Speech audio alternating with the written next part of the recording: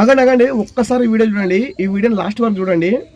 School పోయే పిల్లలకి ప్రతి ఒక్కరికి ఈ వీడియో చూపించండి. తమ్ముడు మాత్రం సాంగ్ ఎక్సలెంట్ పాడిండు, సూపర్ అండ్ సూపరు. ఈ వీడియో చూసిన తర్వాత మీరే కామెంట్ చేస్తారు, మీరే లైక్ చేస్తారు. లాస్ట్ వరకు చూడండి వీడియో.